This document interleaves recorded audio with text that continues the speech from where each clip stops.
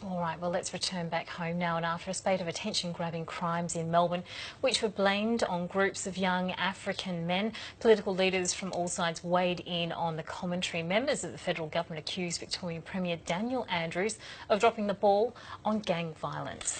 In response, of course, the Victorian Police, Deputy Police Commissioner that is, said that Melbourne does not have a problem with gangs and urged the media not to call groups of young people gangs. For more now, we're speaking with Zioni Walker-Nathenda, a lawyer and co-founder of Change Architects and the Incubate Foundation. Zioni, thanks very much for joining us this morning. First of all, just wanted to get your reaction to news that one of these far-right groups this morning, the True Blue Crew, I think they call themselves, are having a meeting about this supposed gang violence in Melbourne. Are we seeing, do you think, unnecessary division in Melbourne over this issue? First of all, thank you very much for having me this morning. Yes, I have heard the rumours about groups of people gathering and mobilising in relation to the unfortunate incidents and news that we've been hearing about groups of young men committing crimes. It is rather difficult, and my sense around right-wing groups who are mobilising is we can't define ourselves by our worst fears. We can't leave a legacy of fear and have that drive us as a community. Victoria is a very progressive, forward-thinking, inclusive community, and that's been our sort of governing authorising mandate thus far, and I believe that's what's going to take us forward. Talk us through how people you know in the African community are feeling about the reaction from some of these right-wing groups, and whether there's any sense that some of their actions are being driven by some of the comments in the political debate, even from some of our federal leaders that have cropped up in the last week or two. I haven't necessarily spoken to a lot of community members about these particular activities. I should say that we actually have our heads buried in work in terms of actually how we can support the community. And what's most important in situations like this is social cohesion. It's actually having leadership that can speak to a really broad demographic of Victorians and Australians at large. And I understand that in a sort of 24/7 quick turnaround media cycle, it's really difficult to talk to a broad demographic. But my sense is that if we can empower communities, encourage the police, speak and reassure people who are frightened and support victims, I think that would go a long way into reassuring community at large. Because while the police, as we said there in Victoria, have said that there is no gang problem in Melbourne, they have acknowledged that African Australians, particularly young African Australians, are somewhat overrepresented in some of these crime areas. So there is a problem here, isn't it? How do you think that that can be addressed, and what role does the African Australian community have in helping to address some of those problems? Thank you for asking that, Tom. If I could beg your indulgence just to create a little bit of a social landscape and a bit of a narrative so that people have a deeper, more nuanced understanding. Imagine you are a young mother of 30-something with 7 children and you're in a war-torn country.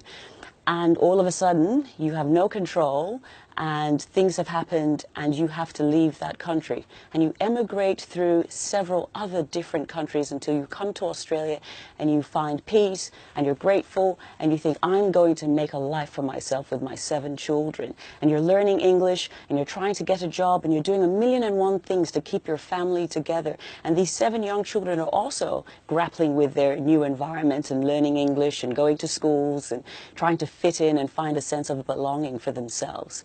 And in the space of all of that, you and your 7 children, because possibly your husband has died in the war, a child might actually fall through the cracks. They might actually find an internal conflict or dissonance because they're starting to realize that their parent probably doesn't have all of the tools necessary to guide them through this new country that they're evolving into and maturing into.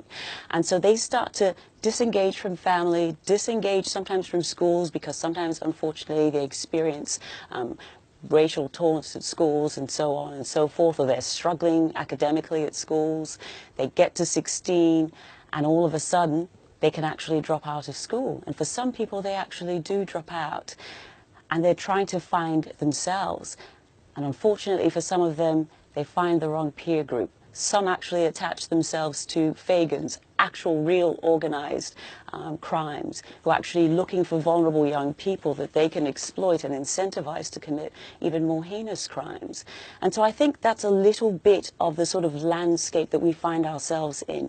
And moving forward as a community, broadly speaking, the African Australian community and the broader community, it's about understanding the social landscape, identifying the gaps that are created in that landscape, and then trying to find the right and appropriate and most effective interventions, whether it's from the settlement phase all the way to parenting a group of young people while you're trying to establish yourself in a new society.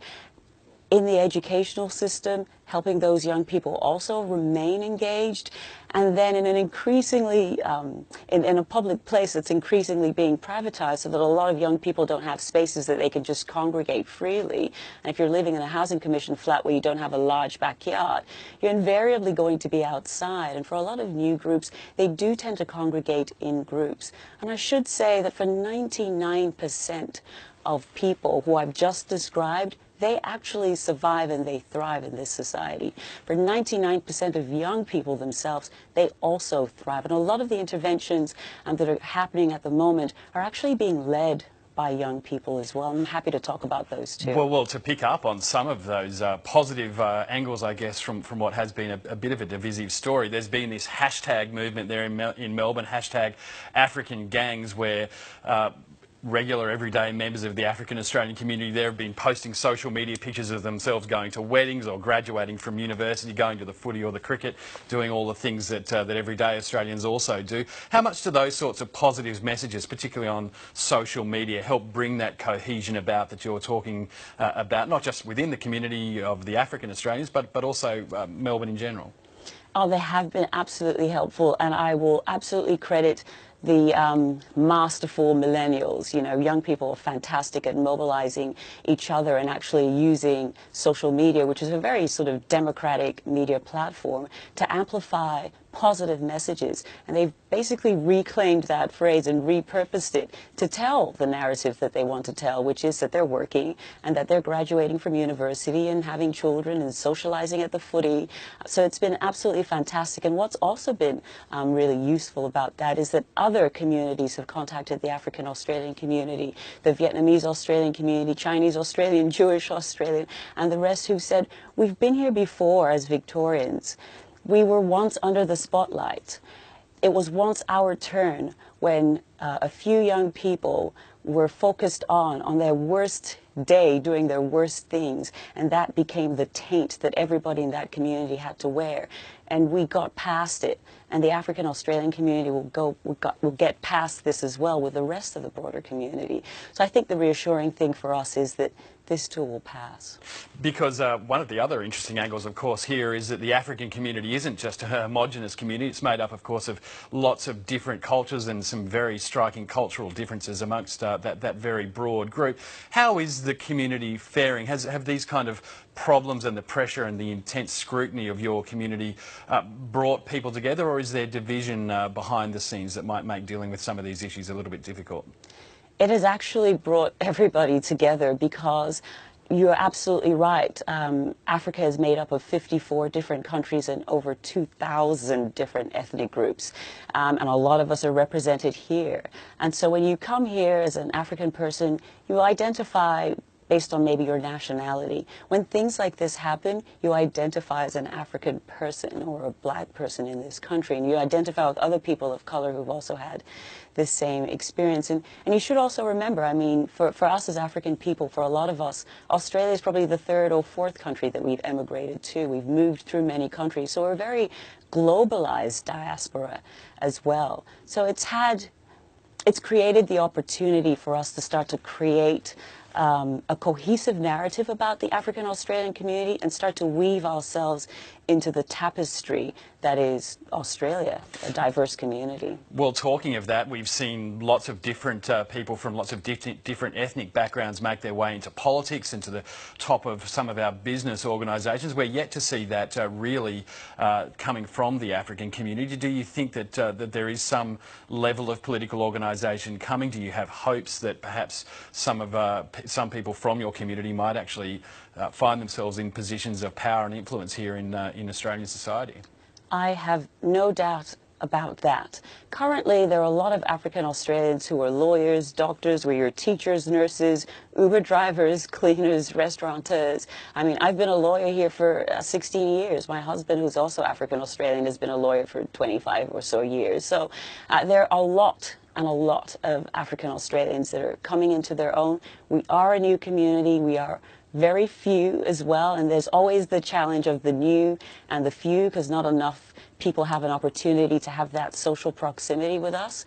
But we do have a senator, Lucy Guturi, I believe, from South Australia. My apologies, of course, yes. No, that's absolutely fine, but I imagine that we will be producing an African Australian politician, probably from Victoria, most likely from the South Sudanese community, because this has really galvanized their community, and they have some fantastic young leaders leading a lot of programs as we speak.